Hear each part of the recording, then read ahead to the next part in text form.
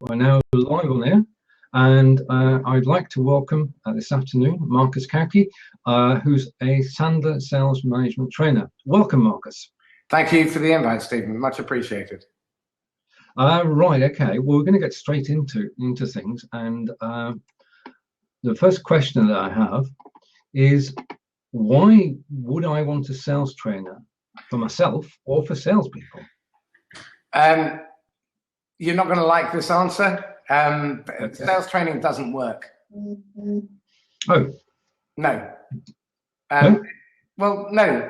I mean, think about it. If you go into most organizations, experience tells me that out of 12, maybe 3 will take the training up. The other 9 won't. And there's typically a reason for this, which is there's a big gap between having desire and conviction. Yep. And commitment. Okay. Most people who approach me about sales training say, I want to make more money. And if you've ever had a sales team, they'll come to you and they'll say, boss, I want more money, give me a rise. Now, those people have desire. The ones who are committed are going to say, boss, I want more money. How do I go about making more money? And the problem is that often it's not about the technical issue of how do we close more? How do we make cold calls? How do we handle objections? It's really a conceptual issue. The problem is that if somebody has conflict aversion, let's say, and they're afraid of getting into conflict situations or asking difficult questions, then they're not going to ask questions that are going to be tough. So they'll pussyfoot around. And the training, no matter how much training and effort you put into them, unless they make that conceptual leap, they're not going to make it work. So why do people need sales training? More often than not, it's to get out of their own way. We teach a rule: if your foot is hurting, you're probably standing on your own toe. Now, most of the time, it's our fault. As a salesperson and as a business owner, I know that if I don't do the right behaviors consistently over time and mean it, I know what's going to happen. I'm going to have an empty sales pipeline, and then I'm going to be like everybody else, staring at my phone aggressively, praying it will ring. Right. Okay. Well, with sales, where do the problems start? Sorry, say again? With sales, where do the problems begin? What's the root cause of sales problems? Great question. And the root cause is to predict whether someone's going to be successful in sales. You need to look at 3 areas. It's not skills, it's not experience, and it's not historical results. Typically, it's your attitudes and beliefs about selling, about money, about being a salesperson, about your company, about your market, your competition. And your self-concept as well, because you will only perform to the level your self-concept will allow. The second area is what we term cognitive ability. Cognitive ability is the ability to learn on the hoof, to adapt to the current environment, and to bounce back to demonstrate resilience. And the third and most important area is habit. If you have a procrastination habit, a prospecting avoidance habit, a conflict avoidance habit, people-pleasing habit, an approval addiction habit, you're in trouble. But if you have a good prospecting habit where you prospect a little bit every day, if you develop a habit of listening for insight and understanding, and you really develop an understanding that questions are the answer. You don't present, you ask questions, and you get the prospect to present. Because the best presentation you ever do, your prospect never sees, because they deliver it in their own head, in their own imagination. So most of the problems start from fixing the wrong end of the problem. Okay, I understand that. So when we're actually looking to improve our marketing, what are the kind of questions that I, as a business owner, should be asking of myself and my sales manager? Very good. Okay. Well, the kind of questions I would be asking of the sales manager are, when you sat down with your salespeople on your weekly one-to-one and you identified where the technical and conceptual blocks they were facing were, what were they? Now, 99 times out of 100, the sales manager doesn't have that conversation. They put them through what we call the WAC, the weekly ass kicking, which is the weekly pipeline meeting, where everybody lies from a work of fiction, they're all saying, well, this might come in, that might come in, and most of their pipeline is based on hope. Another great question is, which of your deals are going to come in for sure in the next 30 days? If you're a business that relies on production, so you have raw materials and stock and inventory, you can't possibly plan. If your forecast is like most organizations, where it varies 30 to 80% either way, you can't forecast. So you don't know how much inventory you're going to require, how many what raw materials you're going to need. You don't have any idea of how many more people you're going to need to hire or lay off. And so forecasting is another area. Another great question I would ask my sales managers is, when you went out into the field on windscreen training, and at which point most sales managers' jaw drop and they say, what do you mean? Windscreen training is where you get out into the field and you as a manager drive and you ask a lot of questions and you coach your salesperson so they're not being distracted by trying to navigate or avoid the other cars. And you go into meetings and you let them lead, and they ask a bunch of, they do their sale, and you coach them with a post-meeting debrief. Now, the kind of questions I would be asking salespeople are, what behaviors are you doing every day? How many unique, effective conversations with decision makers have you had today, this week, this month, this quarter? Right. Because number of dials doesn't matter. No, number of dials is irrelevant.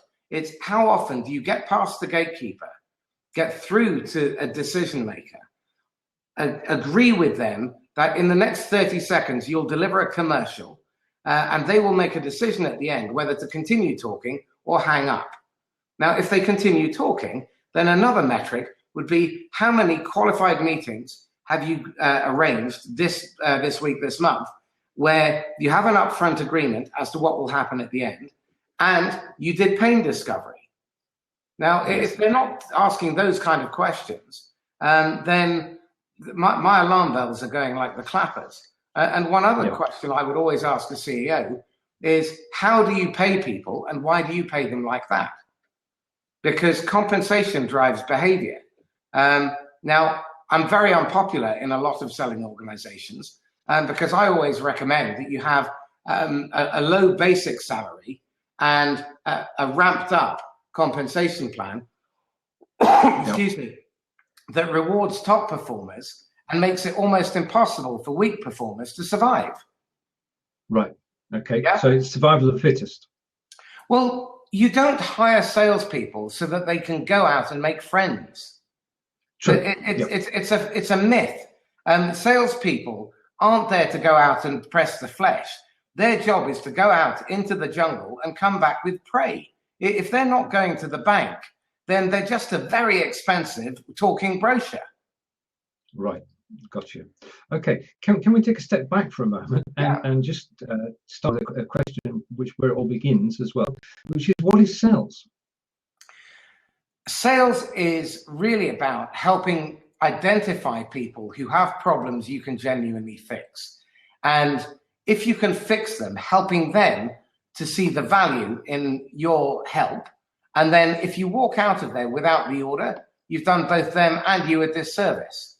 So selling is getting your fees on your terms, and both parties walk away happy and satisfied eventually. Everything else is negotiation or order taking. Right. So should a salesman sell, or should he solve problems? Selling is really about it's old school selling is where you show up and throw up, quote and hope, and sell and run. So you phone people up and say, I'm in your area on Monday between 1 and 3 o'clock, which is better for you. And I want to talk to you about my widgets. You turn up, they say, what have you got? And then you open up your stall and you bore them to death with a feature and benefit presentation. That's not what this is all about. Selling is really all about getting in and diagnosing. So the first stage of selling is making them comfortable with you, human being to human being. Okay. They need to know that you care. You have their interests at heart, that you're not there to peddle some rubbish off the back of a market stall, and that you genuinely are listening to understand their situation. So 9/10 of selling is giving the prospect the canvas, the brush, and the paints, and saying, paint me your picture. And that's like being a country doctor. A country doctor, when you go to see them, if they're a good country doctor, will say, well, tell me about this. When did the problem start? How long has it been going on for? How's it affecting you? What are the symptoms that you're noticing? And they then get down to the cause. And that's a salesperson's job. It's to get to the cause of the problem. And the trouble is that most salespeople try and fix symptoms all the time. And that's why they get fired very quickly from an account, because they've tried to solve a symptom, and the cause has never been fixed, so it keeps coming back. Yeah. Yeah. Yeah. Understood totally with that. So it's about people. So you've got to be a people person. Is there such a thing as a born salesman? Because we hear that that's said. Maybe 0.5% are born salespeople, but again, they didn't pop out their mother's womb and whoosh, they were able to sell. You have to learn. Right. I believe anybody can. I mean, when I go into a client, we do an X-ray of all of their salespeople. So we run a battery of behavioral and psychometric and communication style tests, and we look at that. Now, even if I've got people with scores as low as 29%, I've been able to get 200 or 300% growth out of those businesses. It's harder. I wouldn't recommend always, it's like, I remember when we were in Ireland, we were going around, we got lost, and we asked how to get to somewhere. And the guy said, I wouldn't start from here. Right. Now, the problem is that all too often, the sales managers are looking for people with the right experience, the right skills, the right results. That's the wrong way to look at it. Salespeople can be taught. But they have to be willing. You can't push rope uphill. So we make a policy of only dealing with volunteers, not hostages. Right. Okay. And if someone doesn't want to be helped, there's very little that you can do about it. But I've worked with PAs in companies who are involved on the periphery of marketing, and they've become outstanding salespeople. I've worked with people who've got 20 years in sales, but to be perfectly blunt, they've only got 1 year experience 20 times over. Right. Okay. Yeah, because they keep repeating themselves. Absolutely. Same mistakes. Which leads on to, why do salespeople fail? What happens? What problems do they encounter? Salespeople largely fail because of lack of the right kind of behavior. Behavior determines your performance. And above all, your habits determine that. Og Mandino, in his excellent book, The Greatest Salesman in the World, has this wonderful quote, which is, you're a slave to your habits, you may as well make them good ones. Okay. Now, the problem is that most people are slavishly held to prospecting avoidance. They'll do anything to avoid prospecting. So they will write proposals, they'll go online, they'll do social media, they'll go to networking events and talk to people they already know. They will do research, all that kind of stuff.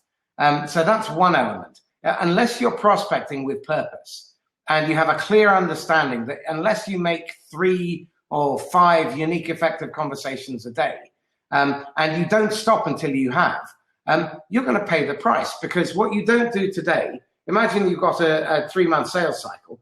What you don't do today, you're going to pay for in 3 months. So that's one reason. Another reason is they're not asking questions. And if they are, they stop at a surface level. The difference between great salespeople and average salespeople is between 6 and 12 additional questions. Now, this then comes back down to the management. A fish rots from the head down, an old Russian proverb tells us. And the problem is, if the manager is accepting excuses and laying extrinsic blame on the market, the competition, our marketing, our management, our pricing, whatever it happens to be, they're not really focused on the real end of the problem, which is ourselves. And so salespeople routinely fail because they religiously avoid doing the important things. They avoid the hard stuff, and they pick the easy stuff first. And one of the biggest indicators that someone is failing is how often they spend chasing people they should have closed or disqualified on the last call. When I go into most organizations, 80% of their selling career has up until now been spent chasing people who are giving them think it overs, maybes, perhaps, call me back, send me something. And then they chase and chase and chase and chase and chase. And I can't tell you how frustrating it is. Yeah, I can see that. Now, how important is selling to your existing customer base? You know, that's a great question. It's much easier to sell to someone who's already bought from you than to sell to someone new.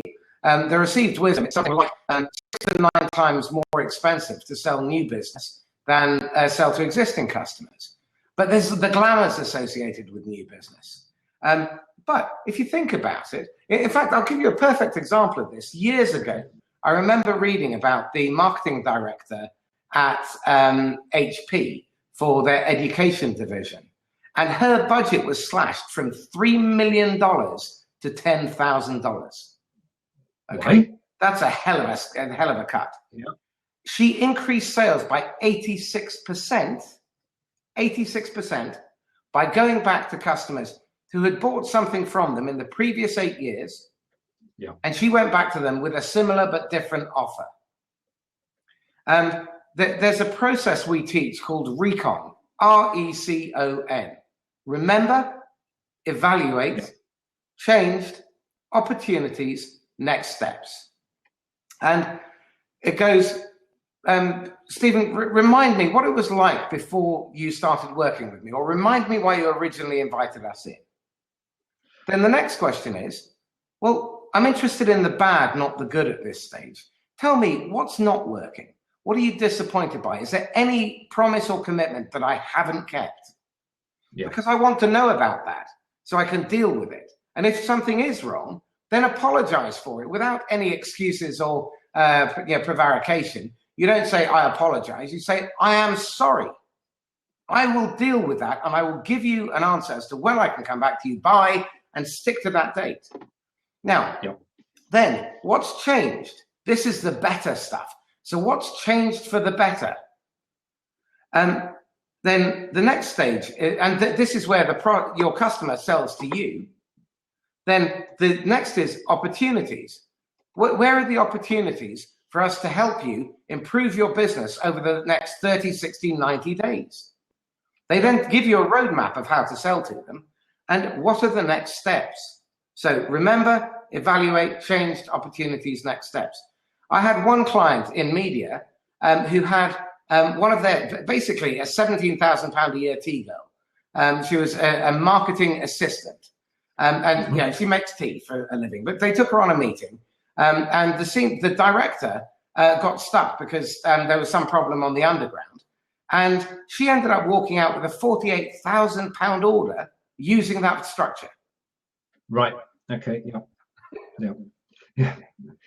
Understood. So there are techniques which people should learn in terms of to have in their kit bag, as it were. And can you explain a bit about money, authority, and need? Right. Most prospects will, most salespeople are conditioned to look for money, authority, and need, MAN, or BANT, budget, authority, need, and time. Now, in our world, that doesn't even qualify as a suspect, because we know that all buyers lie all of the time. If their lips are moving, they're probably lying. And it's not because they're bad people. I mean, Stephen, tell me this. When you were a child, on your mother's knee, what did she tell you about salespeople? Beware. Beware. Not that you can trust them, that they have your best interests at heart. And she certainly didn't tell you to make decisions in a hurry. Yeah? That's true. Absolutely. So we've all been conditioned, and we all do it. You go to Dixon's on a rainy Saturday morning to get out of the rain. And the pimply youth walks up to you and says, "Can I help you, sir?" And you say, "No, I'm just looking." Yeah? And then you wander around and you see the HD TV of your dreams. And you go up to the said youth and you ask them a question about it. And they answer all of your questions. And then they say, "Well, would you like to pay by credit card or put it on a store card?" And you say, "Well, you know, I need to think about it." What you really mean is, go to hell. I'm just about to go to the internet to see if I can get it cheaper by 30%. Yep. Yeah. So we all lie all of the time to salespeople. And in fact, it's okay to lie to salespeople. You still make it into heaven. So money, authority, and need is just the beginning of prospecting, of qualifying a prospect.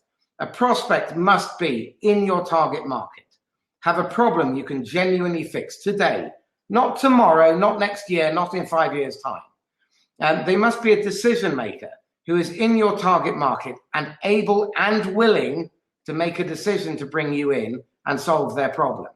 A decision maker who is able and willing to make a decision to spend the money, put their authority behind it, put the resources behind it, and towards a clearly defined timetable that works for both sides. But the reason why, one of the reasons why most people's forecasts are so bad is because they just listen with happy ears and they hear a prospect say, "Yes, I'm the decision maker. Yes, I have a budget. Yes, there's a project." And they put it into forecast at 30%. That would go in at 0% in ours. Right. Okay. Yep. So the quality of the leads is important. You've got to be realistic. You've got to be realistic, but salespeople, and that, to answer your earlier question in a bit more depth, one of the jobs of a salesperson is to be a seeker and finder of the truth. If you can't cut through the lies, the avoidance, the prevarication, the half truths that buyers feed you, then you're not going to be a very good salesperson. The best you can hope to be is an order taker, and if you're really bad, a negotiator. Yeah. Who's in charge of a sale, the buyer or the seller? Great question. The seller must control the decision.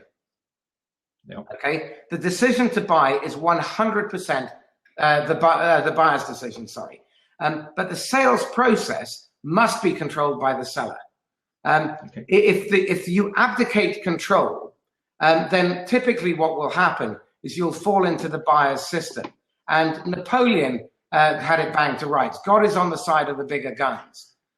Whoever has the better system wins. Now, most salespeople qualify loosely for money, authority, and need. Then they present and they throw up features, advantages, and benefits about their product. You should buy from us, I believe, because widget, benefit, blah, blah, blah, blah, blah. Now, that's my data, not my prospects. And prospects never argue with their own data, but they'll always be dubious because of their mother sitting on their shoulder saying, "Don't trust the nasty salesman." So they're always dubious about salespeople's information. So they qualify loosely, then they present prematurely, then they close. Now, Stephen, give me your credit card number, please. No. Exactly. When I try and put my hand in your pocket, a defense wall goes up, doesn't it? It does. Absolutely. Yeah. So the rule is you never close. And then the next stage is they do some kind of follow-up, a proposal. Now, the reason they do a proposal typically is because they think that's advancing the sale. Well, the buyer has a system all of their own. The first step, when you qualify loosely, is they lie to you. The second step, when you present, is they steal, and you end up doing free consultancy. The third step, when you try and close, is they mislead you with higher authority, objections, smoke screens, stalls, and other dithering. Once you've handled all those objections with positive, reassuring statements like, Stephen, I understand why you feel that way. A lot of our customers felt that way too. What they found was, okay. And once you've run out of those things and they've run out of objections, they then say, Stephen, you know, I'm convinced. Get me a proposal. And the salesperson happily runs away, knocks up a proposal that might take anywhere between 15 minutes and 5 days to write. Okay. And then the buyer disappears off the face of the earth as if they've been abducted by aliens. And they give you unlimited access to voicemail. Right. Okay. Got it. Yeah. Understood. Right. Okay. Given that you get to the proposal stage, can you give advice on what should be in the proposal? Right. Okay. If you get to a proposal, you may only write it under one condition. If the prospect tells you precisely what has to go into it for them to sign it, and they agree to sign it if you put that in. Okay? Right. So co-develop the proposal where you're the scribe. Okay? A proposal should not be an act of creative writing. It should simply be a scribing activity. And to be perfectly honest, I think it was Jeffrey Gitomer said it. You know, if people have taken notes, I say, and I've taken to doing this as well. Well, you've taken notes. Why don't we sign off on those? And then the proposal's done. But yeah, a proposal is 9 times out of 10, or even more, a way of avoiding making a decision and saying no to the salesperson to their face, because buyers like to be liked as well. So what they do is they ask you for a proposal so that they can avoid you and not say no to you. Okay. Yeah? Yeah. Yeah. Yeah. So what part does persistence play in all this? Persistence is a bit of a mixed bag. If you need to be tenacious, I accept that in sales, because nowadays people are protected by gatekeepers, voicemail, email. They're busy, they're in meetings, so you're not always going to get through. But pick up the telephone and leave voicemails, but leave them in a systematic manner. We teach something called a voicemail flirt. And it's 5 voicemails in a row, 2 days apart, that are deliberately designed to get the prospect to call you back. And when you get proficient at it, you get up to an 80% callback rate. Now, 80% callback of voicemails. Then make a point of using email, using LinkedIn. That's where the perseverance comes in. Using your network, getting introduced through third parties, excuse me, via LinkedIn. But don't give up just because someone says no to you.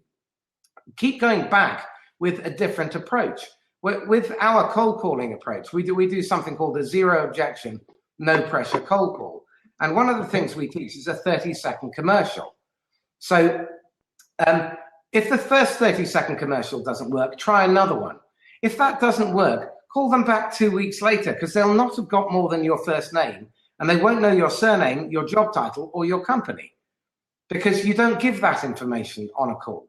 And try different approaches.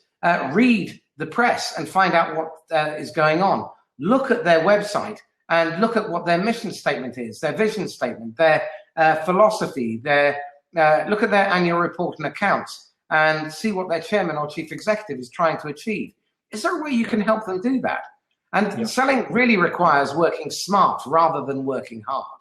So perseverance has its place, but don't persevere with people who are just giving you the brush off. Give them an opportunity to say no to you. Stephen, I'm getting the sense that even if what we have is good for you, you're never going to buy from me. Would you like me to close the file? And then close the file and move on. And to ask that question takes balls, doesn't it? Because you might get a no. It does. But you only have to be brave 5 seconds at a time. And if you don't like asking those kind of questions, or you're uncomfortable with it, then tell them, Stephen, I've got a really difficult question to ask, and scared even to ask it because I think you're going to throw me out if I do. Yeah. How do I tell you that what you're doing is utter madness without you getting upset and throwing me out? And they say, well, you just have. Or, well, I'd be angry if you did that. Well, I won't ask you that then. Yeah, you can have a laugh doing this stuff. Okay. Yep. As you said, ask tough questions. Yeah. You said at the top of the show, it's people. It's all about people. You can only do it if you have a strong self-concept. If you're comfortable looking back at the person in the mirror, but if you've got a little voice in your head telling you, you always do this, you always do, you never, you're such a disappointment, that's hard. And that's where a lot of my work is nowadays. 80 to 90% of it is helping people understand what's going on in their own head, get comfortable with their own self-concept, and really focus their attention and effort on getting strong psychologically. Because if you're not strong psychologically, sales is the wrong place to be. You're going to get rejected a lot. It's not you, it's your proposition. But if you take it personally, you're in trouble. And then you become a victim. Why me? This is so unfair. No one loves me. Yeah. And then you take it out on your prospects and your customers. They always do this. They always do that. Or you take the other position of rescuer, where you try and save everybody, and you can't. No. Understood. Right. We've had a wonderful Let's get rid of this phone call. Okay. There we go. Right. Okay. We've had a wonderful half hour there. It's just flown by. That's it. We've been going. They're just chatting, and it's been good. We've got people watching us. Just taking a breather for a moment, because I have one more question, then we'll open it up and see if anybody wants to join us today. But it's a fascinating topic, and it's a topic. The thing that gets me is that every salesperson, every business, because everybody who's in business needs to know how to sell, don't they? Yeah. If you can't sell, you starve. And there are very few businesses. I mean, there are a few that are quite well established or very niche where there is nowhere else to go. But the truth is, lots of people are out there and can solve the same kind of problems that you or I can. Mm-hmm. Lots of people can help people make more money, to reduce their costs, to improve their staff, to improve their leadership and management. And why would they pick you? Unless you can stand out, then you're in trouble. And it's not about what you do, it's how you sell it. In a crowded, competitive marketplace where there's a fact paper difference between you and the next guy, how you sell is more important than what you sell. Okay. And so you differentiate in the approach that you take to selling. I go into prospects' offices and I have an hour meeting booked, and 2.5 hours later, they've still got me there. Because they're fascinated, because they do most of the talking, because I've helped them to get to the root cause of their problem, and they don't want to let go. It's like being a Catholic priest in a small parish, doing confessional. I agree with that, because on the same situation, when I'm asked to design software, you've got to listen, and you've got to it's their story that they've got to tell you, because you can't. Absolutely. Have you noticed, though, the problem they bring you is almost never the real problem? True. So when they come to you with a problem, people say to me, I need you to teach my people to cold call. Well, I've got to dig a bit deeper to find out why. And 99 times out of 100, 999 out of 1,000, it's not cold calling that's the problem. It's prospecting avoidance. It's bad habits, bad behavior. Their brand identity is in conflict with the way they behave. Their value statements and their value proposition isn't addressing their target market's requirements. Their management is up the duff. The leader is the wrong person to run the company. It could be anything, but it's not cold calling. Right. Okay. Well, what is it? This. I mean, cold calling. I'm been speaking to Andreas. He's Andreas Vidal. We've both known him for 10 years, and of course that's his forte. But what is it about cold calling that pushes people away from it? Be it they've got to do it or they've got to listen to it. On the listening side, it's because it's done so badly. Okay. Having a call center from India tell you that their name is Dave, and I keep getting calls through from some Egypt telling me he's from Microsoft's Windows help desk. Yeah. I've got a Mac, so he's starting on a lie. Yeah. Yeah. So those ones get short shrift, and I try and listen to calls because often that turns into a prospecting opportunity for me. I've even converted a wrong number once into a sale, so that was funny. But most cold calls are, I believe, they're done badly because the salesperson steals the prospect's time. I believe cold calls need to be permission based. So, hi, Stephen, this is a cold call. Would you like to hang up first? Okay. 80% of the time, people don't, in fact, more than that, far more than that, don't hang up. They say, well, you've been honest, go ahead. Yeah. Let me tell you in 30 seconds why I'm calling. Then you can decide whether to hang up or keep talking for 2 more minutes. Fair? Okay. Yeah. And they give you permission. Then I deliver a 30-second commercial. Stephen, typically we help software development business owners who are frustrated. They're not in front of enough decision makers consistently. Others tell us that they're meeting plenty of decision makers, but then they end up in sales cycles that don't close. They write proposals and they spend time chasing.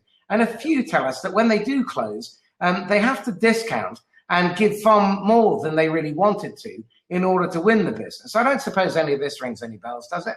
Oh, it does. It rings a lot of bells. Right.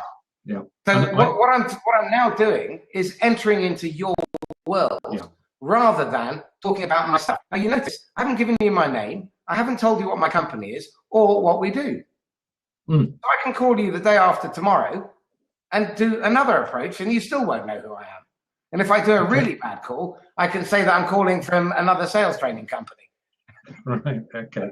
And we've entered in the last 10 years, we've entered into a social media world. Mm-hmm. What I mean, you and I are in the real world. We're in nuts and bolts. And we've got people selling things that they've made and things that they've imported and everything. And it's all real world. And the people we work with are not likely to be on social networking, are they? Do you think social media has made an impact at all on selling?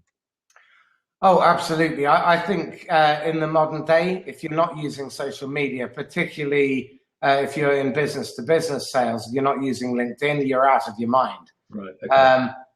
Twitter, Facebook, Blab, I'm becoming a big fan of now. Even Pinterest. I've had people follow me from there, go onto my Facebook or Twitter feed, and then get me through LinkedIn. This year alone, I've closed 7 bits of business. All of them have come through LinkedIn. Okay.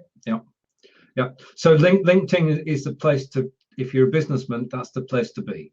It is. I mean, if you go, I'm going to put my URL, southeast.sandler.com. Anyone who's watching, if you go on to southeast.sandler.com, on the right-hand side of the page, there's a little picture of a book, LinkedIn, the Sandler Way. LinkedIn is one of our global accounts. We train their salespeople worldwide, and we've co-written a book, and it's 25 tips for people who have to sell to use LinkedIn as a social media sales tool. If you don't have another useful indicator of how effective you're being on your social media selling is LinkedIn has a social selling score. So Google that and look for your social selling score. If you're not 45 or above, chances are you're doing a really bad job of it. If you are, then start making better use of it. Use blogs, use groups, make connections, get introduced. And above all, I mean, we talked earlier about selling to your existing customers. Well, we did, yeah. Why not use LinkedIn to help you identify how to get into subsidiaries, other divisions, parent companies, sister companies? Okay. Yeah. And there's, I saw a presentation last week by a company called Viewdill. And they are a list provider, but it's the only list provider that I know that ties the senior directors' positions to their LinkedIn profile via the list, so you can go straight in. Yeah. Now, if you want to be introduced to someone who can help you there, then by all means, ping me a message on Twitter or Facebook or email or whatever, and I'll introduce you to a guy who can demo the product for you.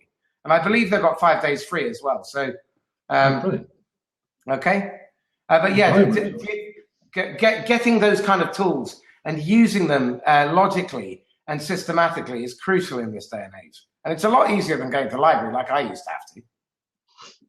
Right. Okay. So LinkedIn is two sides. It's not just promoting your own business, but it's actually research. And that research helps a great deal. 3 sides: research and building relationships. You know, funnily enough, you are far more likely to get traction by connecting with someone via LinkedIn. Whatever you do, don't try and sell to them in the first 2 or 3 interactions. And even then, take your time and test the water. Don't just connect with me and try and flog me your your widget, because I can tell you now I'm disconnecting from you almost immediately. But if you connect with me, you pay attention, you've actually read my profile, you find something of common interest. It might be that we share a similar interest, a charity, a particular viewpoint. If I posted a blog, then comment on that, connect with me through that. And you know, look at the press, see how somebody is, you know, if someone's been in the press, then comment on it and say, really enjoyed your article. I've got a couple of questions I'd love to ask you. Would you be okay? And remember, social media is like meeting someone down the pub. You don't just see someone in there and then walk up and say, fancy going to bed with me, because you're probably going to get decked. True. You've got to take your time. Yeah. And the other thing is, don't pick a fight with them straight away. At least leave it to 2 or 3 sessions. Indeed. Well, that's been a brilliant session, and thank you. The audience have learned a great deal, and it's just flown. Now we're opening the seats up, and if anybody wants to join on air, then just press the call-in button, and you can ask Marcus a question live. Or if you don't want to come on air, we can understand that. Then just type in /Q followed by your question. We'll give that a minute or so, but it has been a pleasure. I've learned a lot myself, which is good, and hopefully you've enjoyed it too. It's been a pleasure, thank you. It's whizzed by. It has. Right, okay, what I'm going to do now is, as nobody's leapt into the seat, is I'm going to pause the recording. So if you'd like to thank people, and then... Brilliant, well, thank you all very much. Really appreciate you sitting in. I hope it wasn't too intimidating or frightening. I am quite approachable, I promise. If you'd like to connect with me on LinkedIn, my email address is marcus.cauchi@sandler.com. If you're based around Reading, then please pop over. If you're in the Thames Valley, I run workshops on the first Tuesday of the month, and you'd be welcome to come for an introduction to Sandler. If you tell me that you sat in on my Blab interview, then I won't charge you for it. 2.5 hours. Do bring some tissues. I do provide them, but generally grown people cry. And if any of you are interested in coming to learn how to cold call, we have a couple of cold call boot camps, one on the 24th of February in Reading and one on the 3rd of March in Southampton. So you'd be very welcome. Just ping me a message or connect via Stephen. It'd be a delight to hear from you. Excellent. Wonderful. Right. Okay. Thank you. Thank you everyone for joining us today. It's been our pleasure, and we look forward to seeing you either on LinkedIn, as Marcus recommended, contacts in there, or on Blab, because I'm sure later in the year Marcus and I may get together again and do another Blab. At least I hope so. That would be lovely to be invited back, Stephen. Thank you so much.